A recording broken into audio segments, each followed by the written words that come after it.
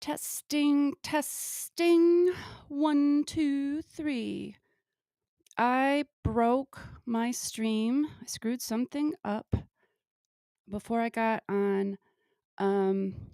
So, you know, I'm sorry. I'm a noob. I'm going to get everything set back up while I'm live. So maybe maybe people will come from the other stream and see what I did there. Whoops. I broke it. I'm waiting to see if my sound there is.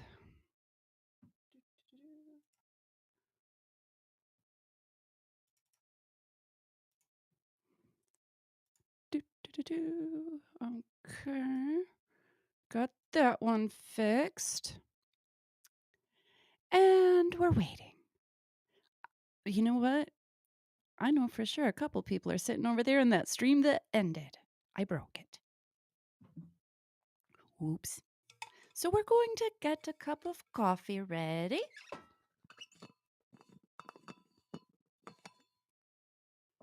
I hope you brought your snacks. We are on an island. Just a castaway. An island lost at sea. Oh, another lonely day with no one here but Mio. More lonely than anyone could bear. Rescue me before I fall into despair.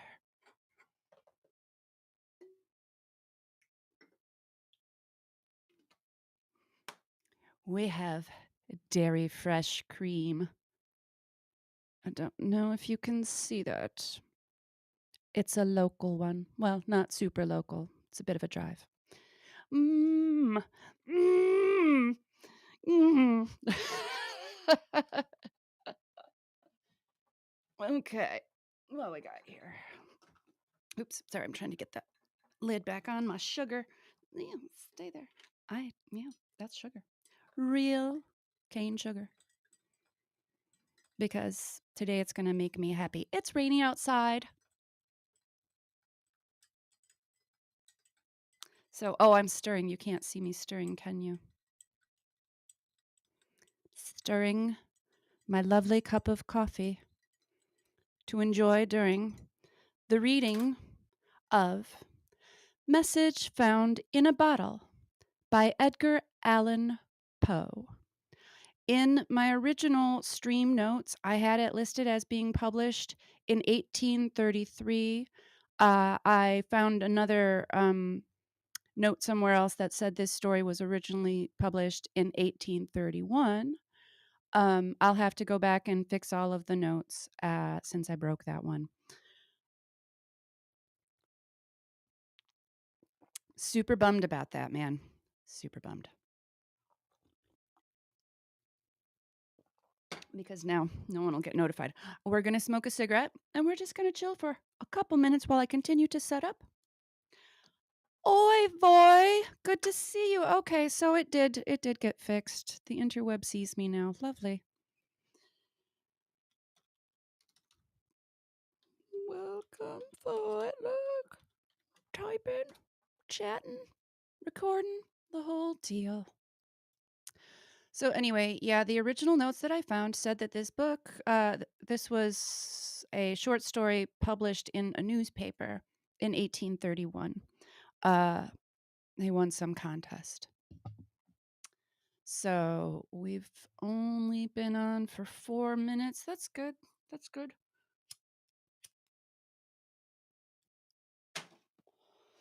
So why don't we begin? Let me set this a little better. Of my country and of my family I have little to say. Ill usage and length of years have driven me from the one and estranged me from the other. Hereditary wealth afforded me an education of no common order and a contemplative turn of mind enabled me to methodize the stores which early study very diligently garnered up.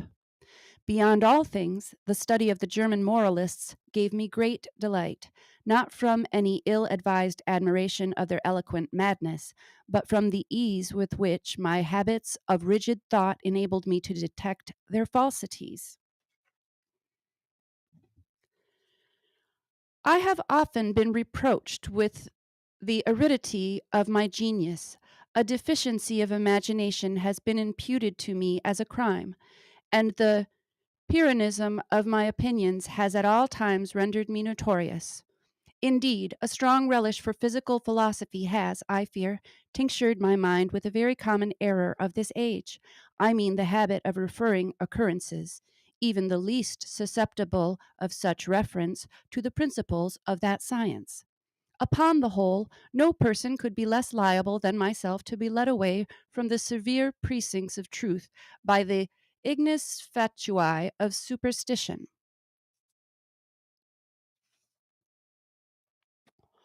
I have thought proper to premise thus much, lest the incredible tale I have to tell should be considered rather the raving of a crude imagination than the positive experience of a mind to which the reveries of fancy have been a dead letter and a nullity. Oops, oops. I have to have page holders here, and they're like, this book is big. Sorry. After many years spent in foreign travel, I sailed in the year 18 from the port of Batavia in the rich and populous island of Java on a voyage to the archipelago of the Sunda Islands. I went as passenger, having no other inducement than a kind of nervous restlessness which haunted me as a fiend. Our vessel was a beautiful ship of about 400 tons, copper fastened, and built at Bombay of Malabar teak. She was freighted with cotton wool and oil from some other islands. We have also on board choir luggage, jaggery, ghee, coconuts, and a few cases of opium. The stowage was clumsily done, and the vessel consequently crank. We got under way with a mere breath of wind, and for many days stood along the eastern coast of Java without any incident to beguile the monotony of our course than the occasional meeting with some of the small grabs of the archipelago to which we were bound. One evening, leaning over the taffrail, I observed a very singular isolated cloud to the northwest. It was remarkable as well for its color as from its being the first we had seen since our departure from Batavia.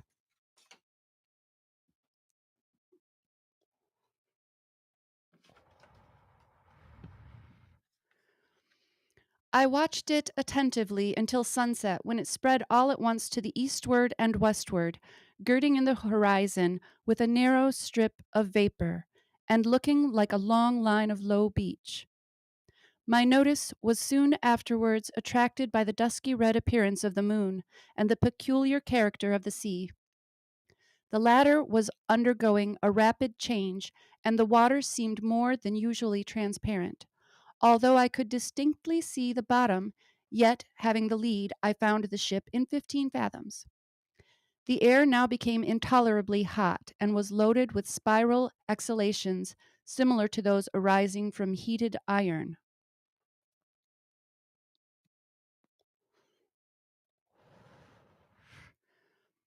As night came on, every breath of wind died away, and a more entire calm it is impossible to conceive. The flame of a candle burned upon the poop without the least perceptible motion, and a long hair, held between the finger and thumb, hung without the possibility of detecting a vibration. However, as the captain said he could perceive an indication of danger, and as we were drifting in bodily to shore, he ordered the sails to be furled and the anchor let go. No watch was set, and the crew, consisting principally of Malays, stretched themselves deliberately upon the deck. I went below, not without a full presentiment of evil. Indeed, every appearance warranted me in apprehending a simoom. I told the captain my fears, but he paid no attention to what I said, and left me without deigning to give a reply. My uneasiness, however, prevented me from sleeping, and about midnight I went up on deck. As I placed my foot upon the upper step of the companion ladder, I was startled by a loud humming noise, like that occasioned by the rapid revolution of a mill wheel, and before I could ascertain its meaning, I found the ship quivering to its center. In the next instant, a wilderness of foam hurled us upon our beam ends, and rushing over us fore and aft, swept the entire decks from stem to stern. Hi, Terry. Nice to see you. Thank you for joining us today for a read along.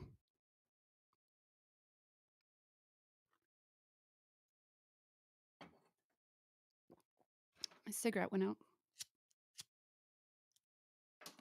Mostly because it's more of a prop. Hi, David. Nice to see you. I broke my other stream. I pushed the wrong button. Whoops. So we're just a few minutes in, only a few paragraphs, really.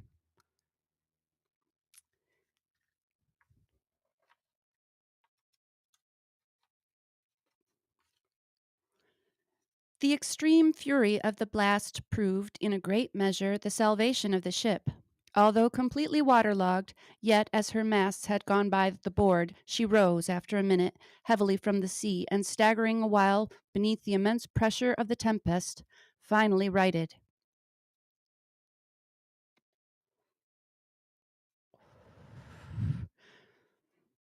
By what miracle I escaped destruction, it is impossible to say. Stunned by the shock of the water, I found myself upon recovery jammed in between the stern post and rudder. With great difficulty I gained my feet, and looking dizzily around, was at first struck with the idea of our being among breakers. So terrific, beyond the wildest imagination, was the whirlpool of mountainous and foaming ocean within which we were engulfed. After a while, I heard the voice of an old Swede who had shipped with us at the moment of our leaving port. I hallooed to him with all my strength, and presently he came reeling aft.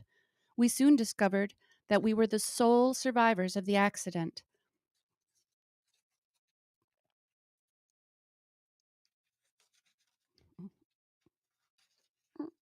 We go. All on deck, with the exception of ourselves, had been swept overboard. The captain and mates must have perished as they slept, for the cabins were deluged with water. Without assistance, we could expect to do little for the security of the ship, and our exertions were at first paralyzed by the momentary expectation of going down.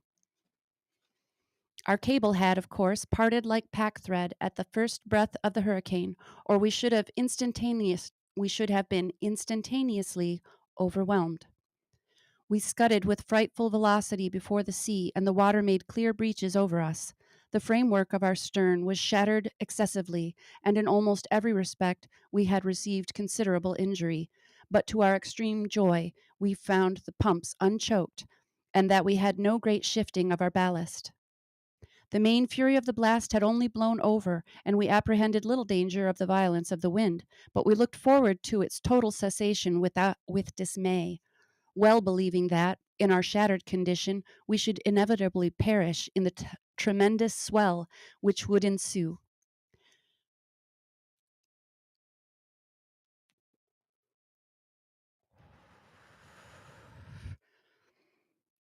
But this very just apprehension seemed by no means likely to be soon verified. For 5 entire days and nights, during which our only subsistence was a small quantity of jaggery procured with great difficulty from the forecastle, the hulk flew at a rate defying computation before rapidly succeeding flaws of wind, which, without equaling the first violence of the simoom, were still more terrific than any tempest I had before encountered.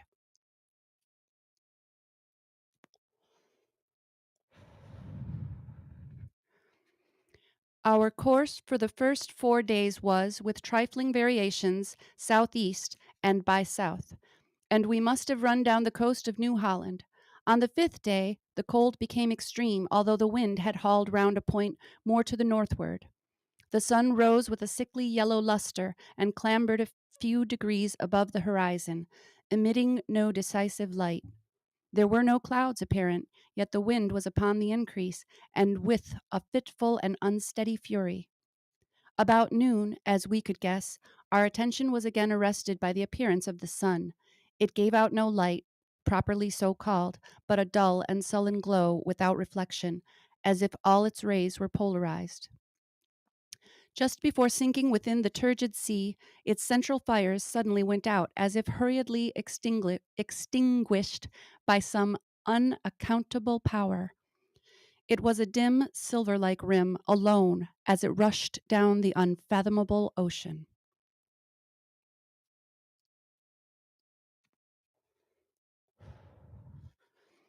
We waited in vain for the arrival of the 6th day. That to me has not arrived, to the Swede never did arrive. Thenceforth we were enshrouded in pitchy darkness, so that we could not have seen an object at 20 paces from the ship.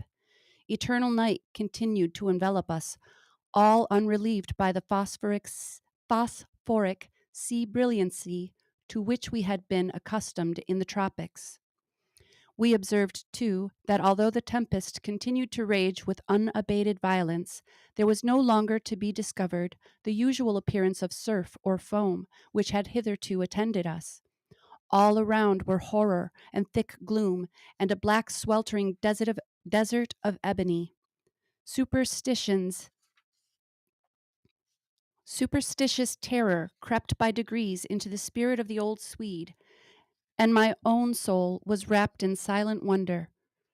We neglected all care of the ship, as worse than useless, and securing ourselves as well as possible to the stump of the mizzen mast, looked out bitterly into the world of ocean. Hello, forever love. Do-do-do-do. We had no means of calculating time, nor could we form any guess of our situation. We were, however, well aware of having made farther to the southward than any previous navigations, and felt great amazement at not meeting with the usual impediments of ice. In the meantime, every moment threatened to be our last. Every mountainous billow hurried to overwhelm us. The swell surpassed anything I had imagined possible, and that we were not instantly buried is a miracle. My companion spoke of the lightness of our cargo and reminded me of the excellent qualities of our ship, but I could not help feeling the utter hopelessness of hope itself, and prepared myself gloomily for that death which I thought nothing could defer beyond an hour, as with every knot of way the ship made, the swelling of the black, stupendous seas became more dismally appalling. At times we gasped for breath at an elevation beyond the albatross, at times became dizzy with the velocity of our descent into some watery hell, where the air grew stagnant and no sound disturbed the slumbers of the kraken. Ooh, spooky, spooky. Hey, Captain Joopy, what you catching out there in the ocean? Bring it on in, Cap'n. Let's check it out. Why, my darling's caught me a golden egg from beneath the waves. What could be inside of said golden egg? Let's find out. Oops, you don't need to see the tape.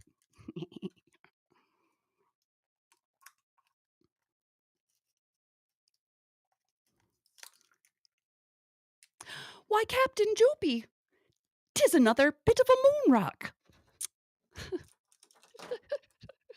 I can always trust Captain Joopy to send me a moon rock. She's a very good fisherman.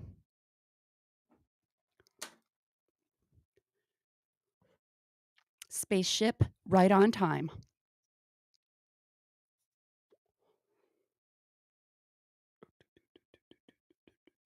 Smoke 'em if you got 'em. This is our break. How many minutes in? I don't even know. I can't see my clock now. Moon rocks rock. Yes, they do.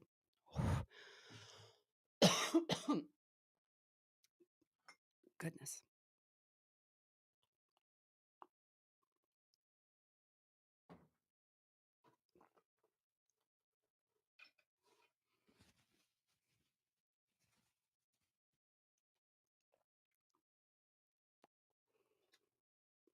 Okay.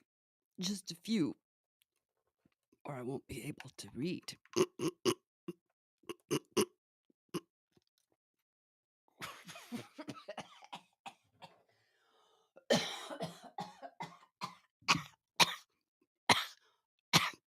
Calamity.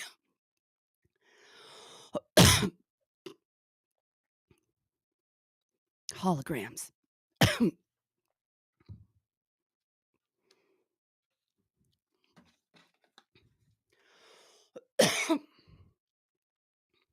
We were at the bottom of one of these abysses when a quick scream from my companion broke fearfully upon the night. See, see, cried he, shrieking in my ears, Almighty God! See, see! As he spoke, I became aware of a dull, sullen glare of red light which streamed down the sides of the vast chasm where we lay, and threw a fitful brilliancy upon our deck. Casting my eyes upwards, I beheld a spectacle which froze the current of my blood. At a terrific height directly above us, and upon the very verge of the precipitous descent, hovered a gigantic ship of perhaps 4,000 tons.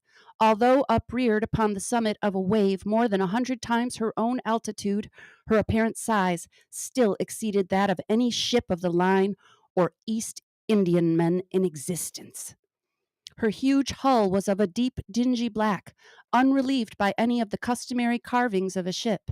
A single row of brass cannon protruded from her open ports, and dashed from their polished surfaces the fires of innumerable battle lanterns, which swung to and fro about her rigging. But what mainly inspired us with horror and astonishment was that she bore up under a press of sail in the very teeth of that supernatural sea and of that ungovernable hurricane. When we first discovered her, her bows were alone to be seen, as she rose slowly from the dim and horrible gulf beyond her. For a moment of intense terror, she paused upon the giddy pinnacle as if in contemplation of her own sublimity, then trembled and tottered and came down.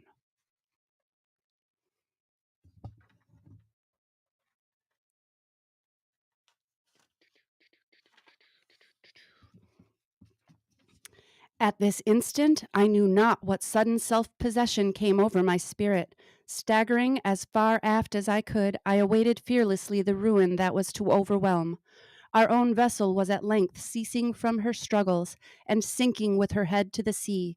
The shock of the descending mass struck her, consequently, in that portion of her frame which was already under water, and the inevitable result was to hurl me with irresistible violence upon the rigging of the stranger. As I fell, the ship hove in stays and went about, and to the confusion ensuing I attributed my escape from the notice of the crew. With little difficulty I made my way unperceived to the main hatchway, which was partially open, and soon found an opportunity of secreting myself in the hold. Why I did so I can hardly tell. An indefinite sense of awe, which at first sight of the navigators of the ship had taken hold of my mind, was perhaps the principle of my concealment. I was unwilling to trust myself with a race of people who had offered, to the cursory glance I had taken, so many points of vague novelty, doubt, and apprehension. I therefore thought proper to contrive a hiding place in the hold. This I did by removing a small portion of the shifting boards in such a manner as to afford me a convenient retreat between the huge timbers of the ship. I had scarcely completed my work when a footstep in the hold forced me to make use of it. A man passed by my place of concealment with a feeble and unsteady gait. I could not see his face, but had an opportunity of observing his general appearance. There was about it an evidence of great age and infirmity. His knees tottered beneath a load of years, and his entire frame quivered under the burden. He muttered to himself in a low, broken tone some words of a language which I could not understand, and groped in a corner among a pile of singular looking instruments and decayed charts of navigation. His manner was a wild mixture of peevishness of second childhood and the solemn dignity of a god. He at length went on deck, and I saw him no more.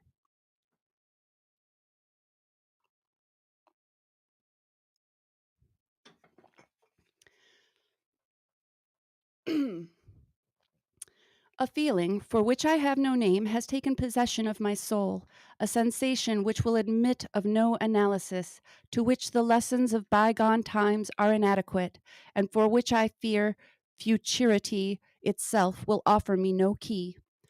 To a mind constituted like my own, the latter consideration is an evil. I shall never, I know that I shall never, be satisfied with regard to the nature of my conceptions. Yet it is not wonderful that these conceptions are indefinite, since they have their origin in sources so utterly novel. A new sense, a new entity is added to my soul. It is long since I first trod the deck of this terrible ship, and the rays of my destiny are, I think, gathering to a focus. Incomprehensible men, wrapped up in meditations of a kind which I cannot divine, they pass me by unnoticed.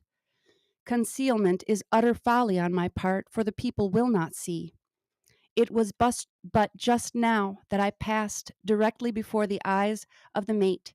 It was so long while ago that I ventured into the captain's own private cabin, and took thence the materials with which I write and have written.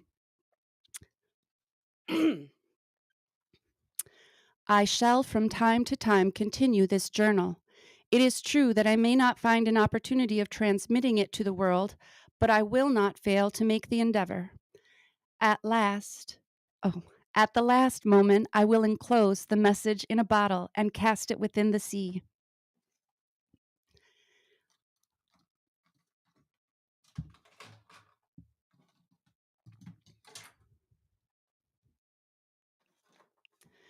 An incident has occurred which has given me new room for meditation, and such things the operation of are such things the operation of ungoverned chance. I had ventured upon deck and thrown myself down, without attracting any notice, among a pile of ratlin stuff and old sails in the bottom of the yawl. While musing upon the singularity of my fate, I unwittingly daubed with a tar brush the edges of a neatly folded studding sail which lay near me on a barrel. The studding sail is now bent upon the ship, and the thoughtless touches of the brush are spread out into the word discovery.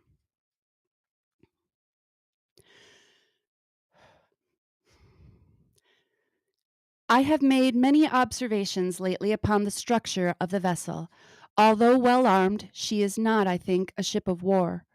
Her rigging, build, and general equipment all negative a supposition of this kind. What she is not, I can easily perceive. What she is, I fear it is impossible to say. I know not how it is, but in scrutinizing her strange model and singular cast of spars, her huge size and overgrown suits of canvas, her severely simple bow and antiquated stern, there will occasionally flash across my mind a sensation of familiar things, and there is always mixed up with such indistinct shadows of recollection an unaccountable memory of old foreign chronicles and ages long ago.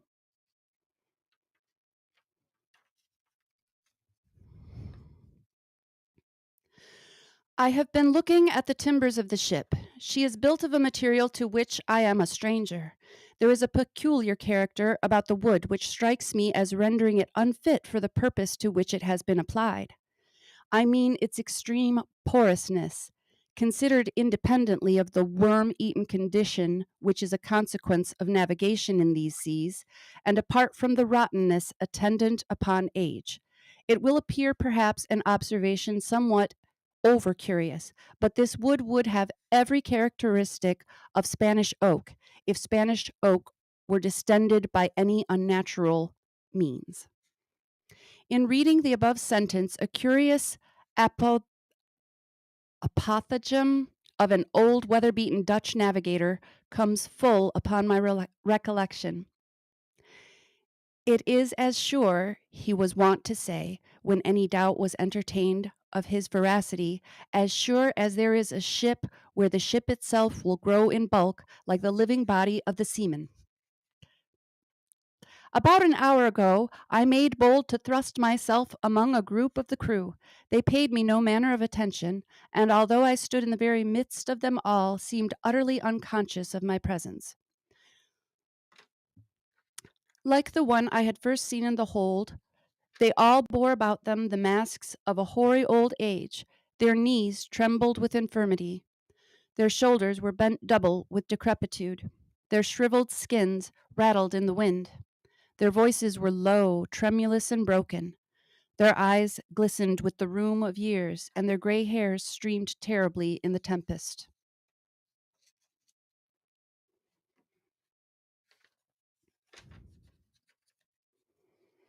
Around them, on every part of the deck, lay scattered mathematical instruments of the most quaint and obsolete construction.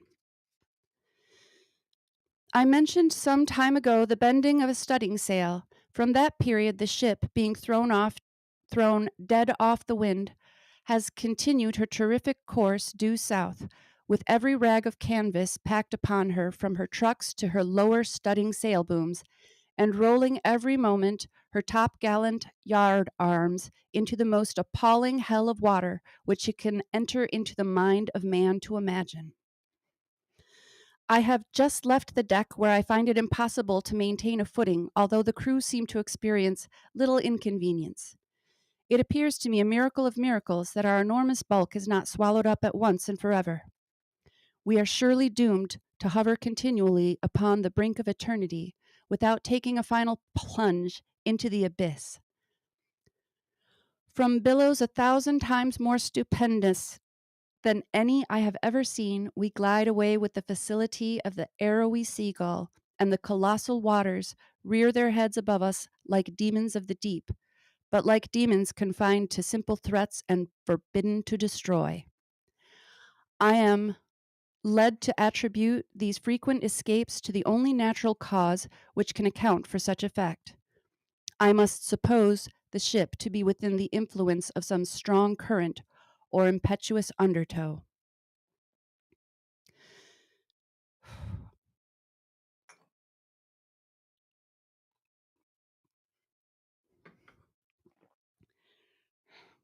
I'm so nervous today. I have seen the captain face to face and in his own cabin, but, as I expected, he paid me no attention, although in his appearance there is, to a casual observer, nothing which might bespeak him more or less than man. Still a feeling of irrepressible reverence and awe mingled with the sensation of wonder with which I regarded him. In stature he is nearly my own height, that is, about 5 feet 8 inches. He is of a well-knit and compact frame of body, neither robust nor remarkably otherwise, but it is the singularity of the expression which reigns upon the face. It is the intense, the wonderful, the thrilling evidence of old age, so utter, so extreme, which excites within my spirit a sense, a sentiment ineffable. His forehead, although little wrinkled, seems to bear upon it the stamp of a myriad of years.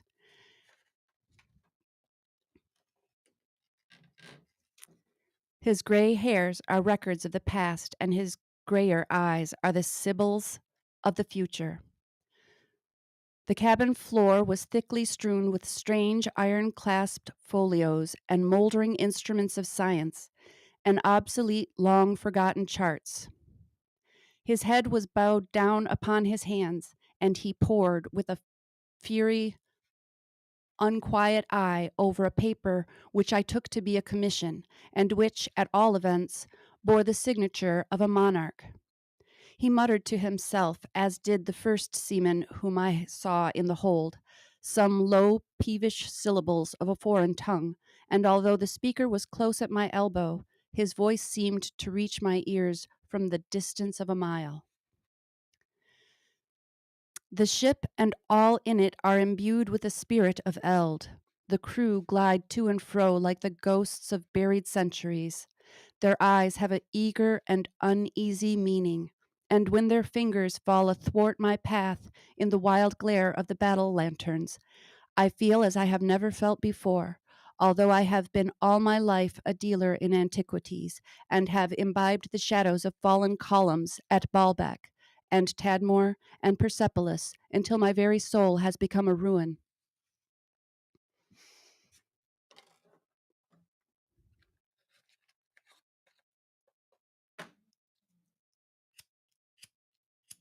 Oh, man.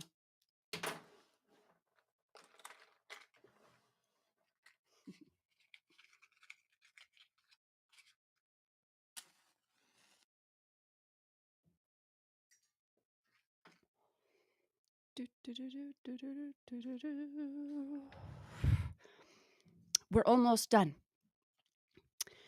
When I look around me, I feel ashamed of my former apprehensions. If I trembled at the blast which has hitherto attended us, shall I not stand aghast at a warning of wind and ocean to convey any idea of which the words tornado and simoom are trivial and ineffective?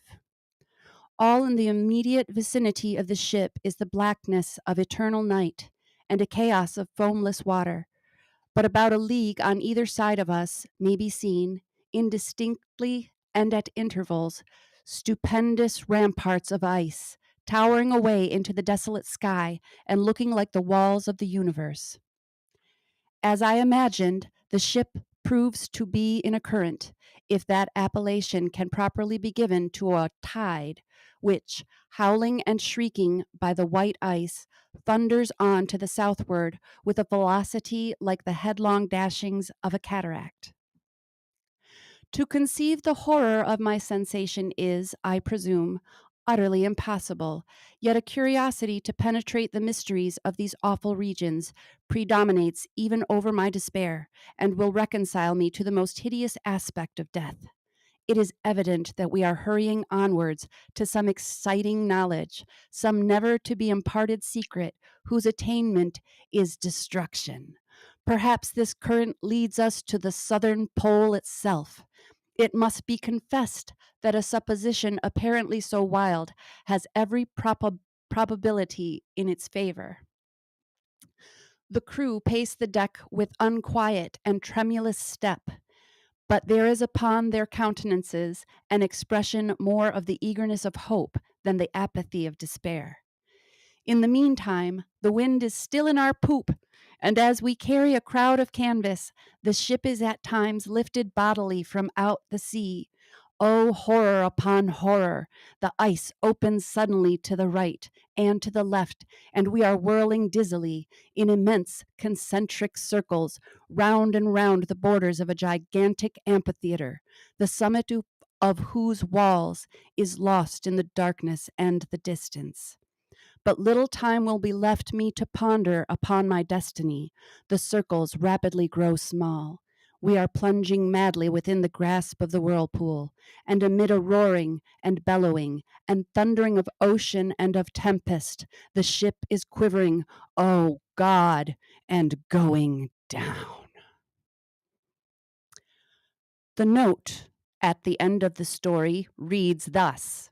And if you have waited for the end, the connection is about to blow your mind. Note reads, Message Found in a Bottle was originally published in 1831, and it was not until many years afterwards that I became acquainted with the maps of Mercator, in which the ocean is represented as rushing by four mouths into the northern polar gulf to be absorbed into the bowels of the earth, the pole itself being represented by a black rock towering to a prodigious height.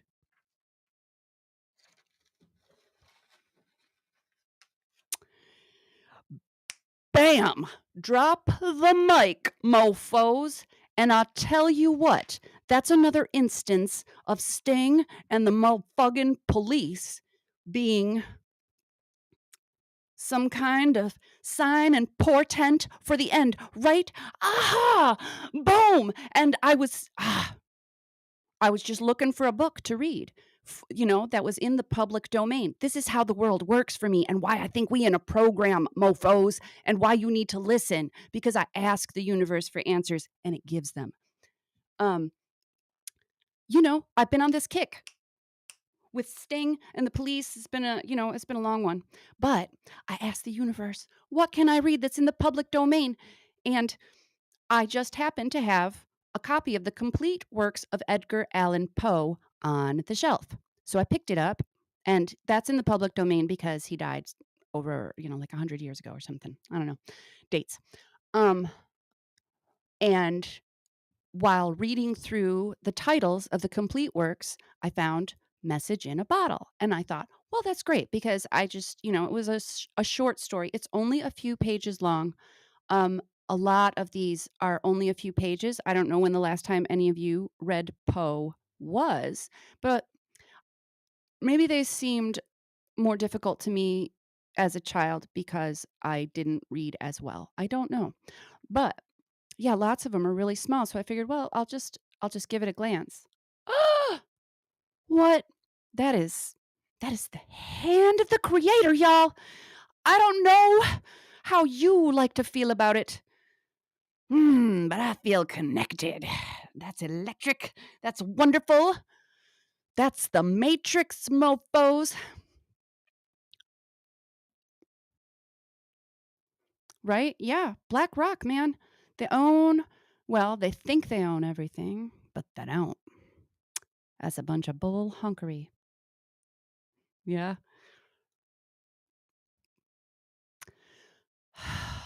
I could hardly breathe. I was so nervous about it because literally, like, I haven't actually picked up this book in a very long time. But it must have been there. You know what I mean? These things are in our brains somewhere or in the ether, and we can find them. You gotta know how to ask or let the spirit move you. Whew, baby. Well, we've managed to go almost a whole hour. Would you like an additional short poem or story? Because there are a few, but I think we could end it there. I was so nervous. I think I'm done. Right? Black Rock, Black Sun. Fucking it was talking about the damn Mercator map and describing this stuff. Oh my gosh. I just please entertain us. Okay, let's see what we got here. I noted a few other. Oh, here's a good one. Here's a really good one. It's called The Sphinx, and I don't think I've ever read this one before. Would you like to hear it? I thought maybe that might be another clue one because of, fucking Sphinx. Want to hear it? Here it go. Blind Melon Chillin' or something. I don't remember who that guy was, but I've moved my easel a bit. That's okay though. We just going casual on some midweek Poe. The Poe. And how is a raven like a writing desk, I may ask again? Does anybody know the answer?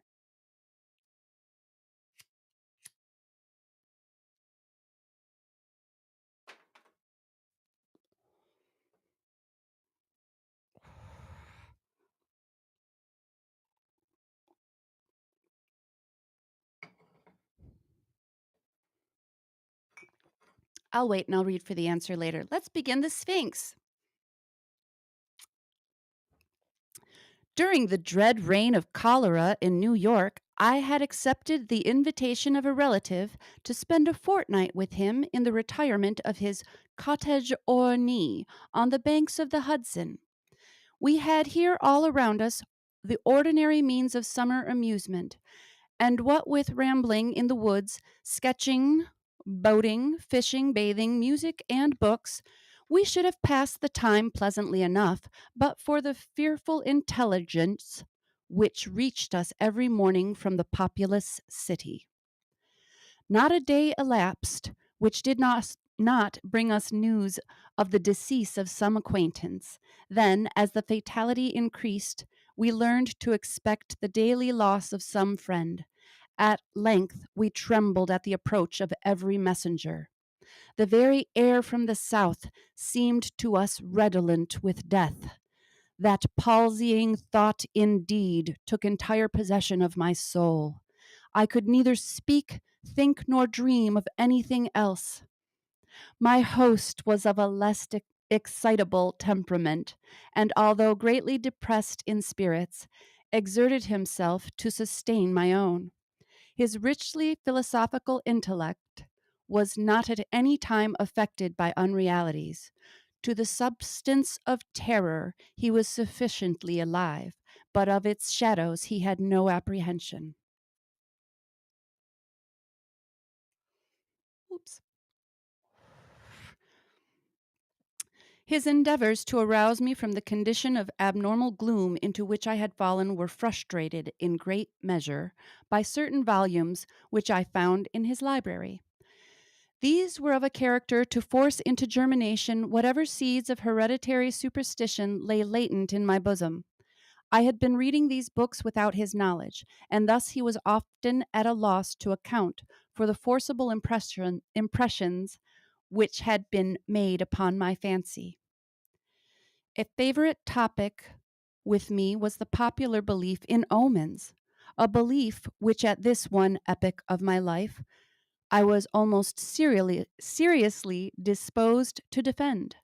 On this subject we had long and animated discussions, he maintaining the utter groundlessness of faith in such matters, I contending that a popular sentiment arising with absolute spontaneity, that is to say, without apparent traces of suggestion, had in itself the unmistakable elements of truth and was entitled to much respect.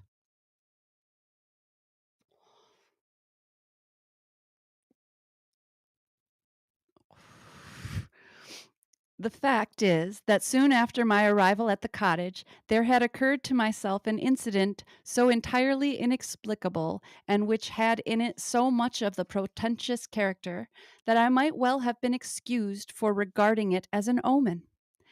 It appalled, and at the same time so confounded and bewildered me, that many days elapsed before I could make up my mind to communicate the circumstance to my friend. Near the close of an exceedingly warm day, I was sitting, book in hand, at an open window, commanding through a long vista of the river banks a view of a distant hill, the face of which, nearest my position, had been denuded by what is termed a landslide of the principal portion of its trees.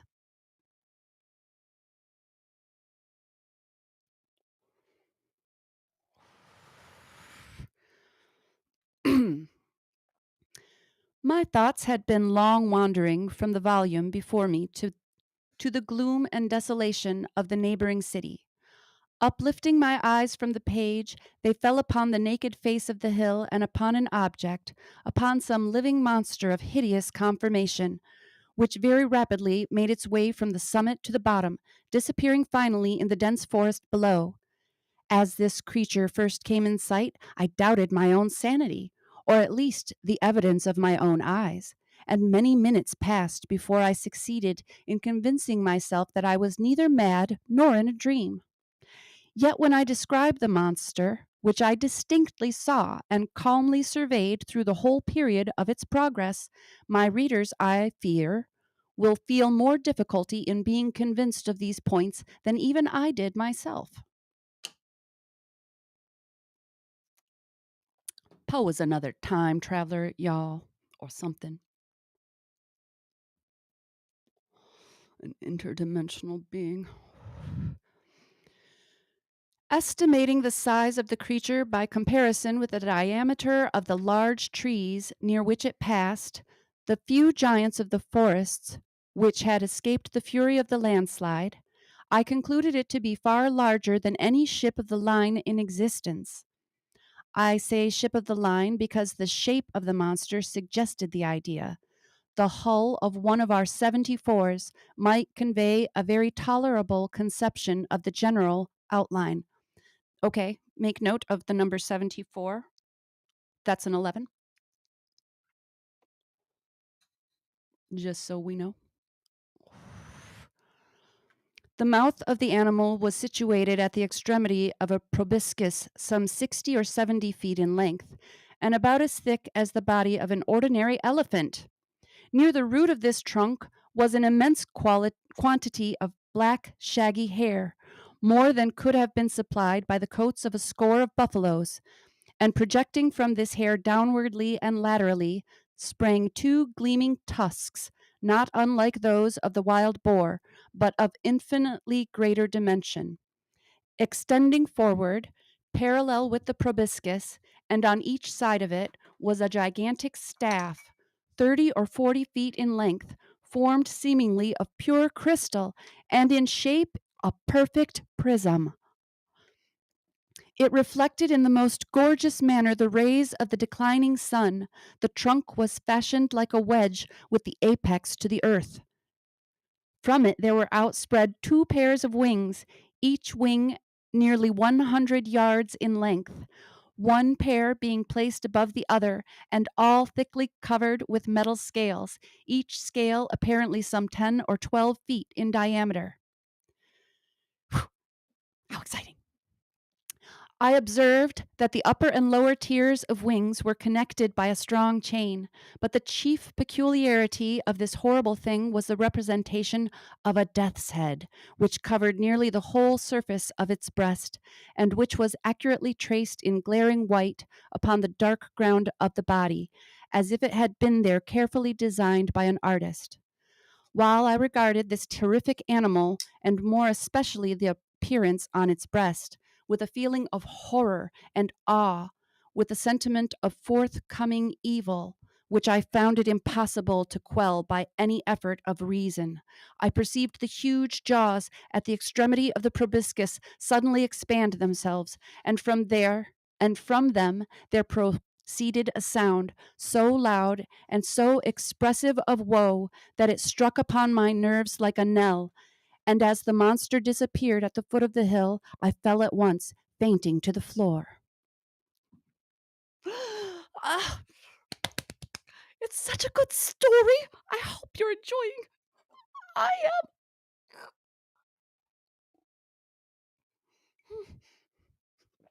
Oh, you either won or lost the game. I'm not sure which it is.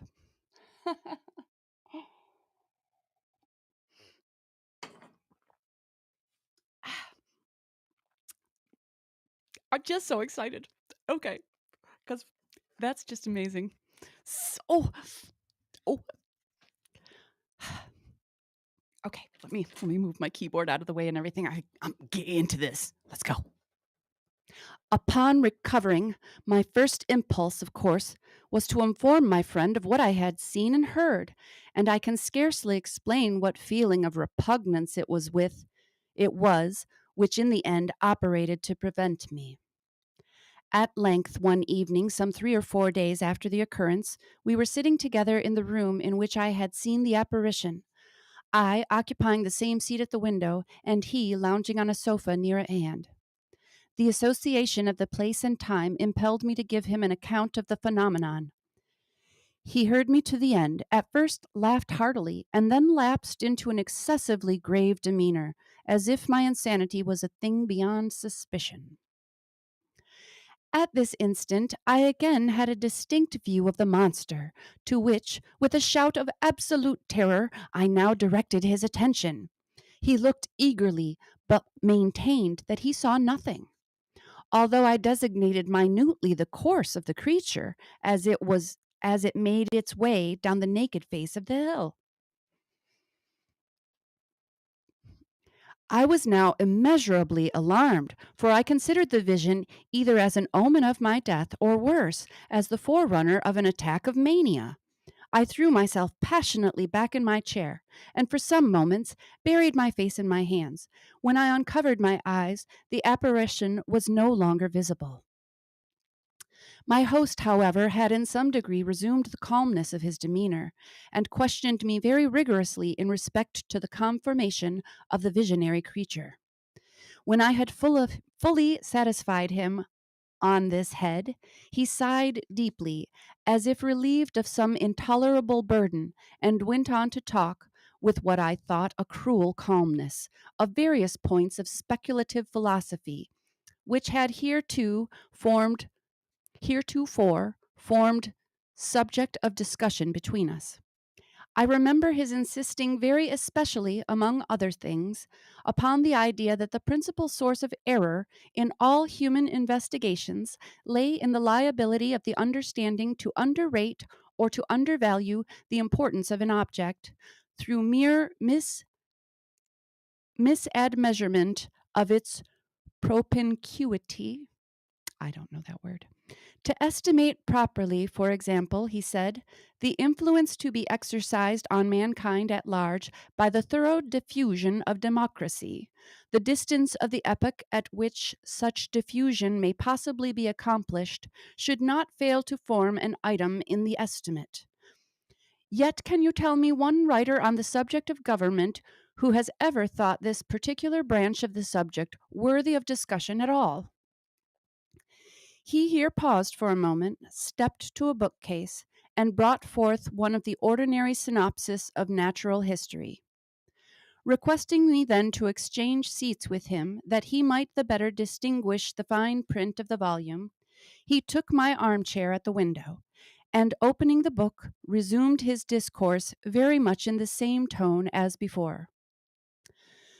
But for your exceeding minuteness, he said, in describing the monster, I might never have had it in my power to demonstrate to you what it was in the first place.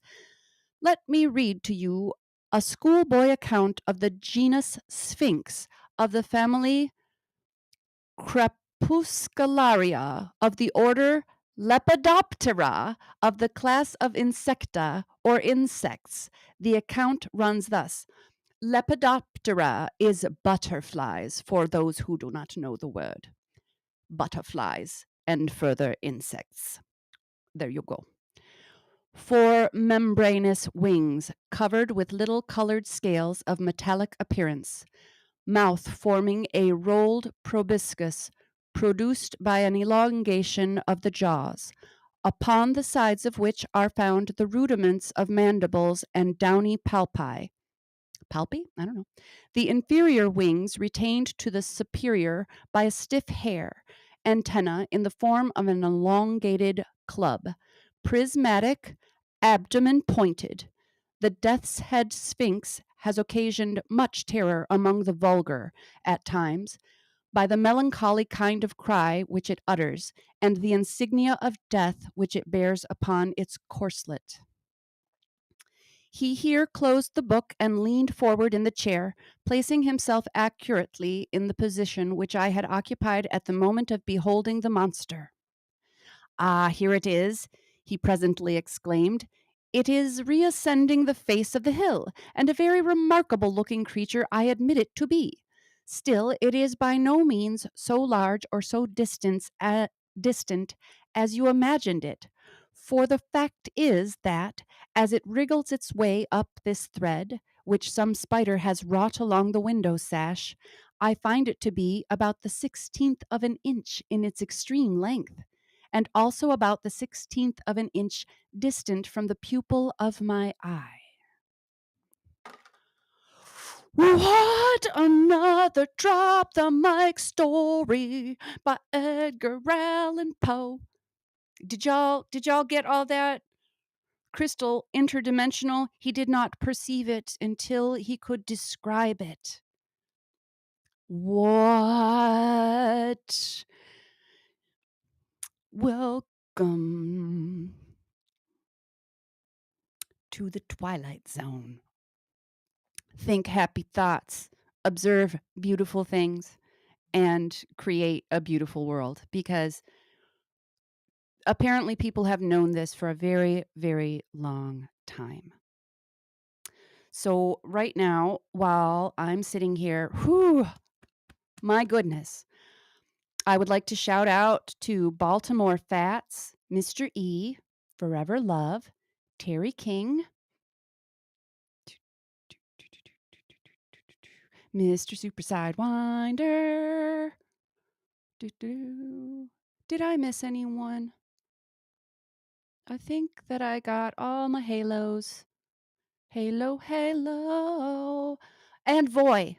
Must not forget the voy. So, I'm so happy to have seen you all today. That's about all the excitement that I can take for right now. Wow. Just missed myself. Oh, I missed myself. Yes.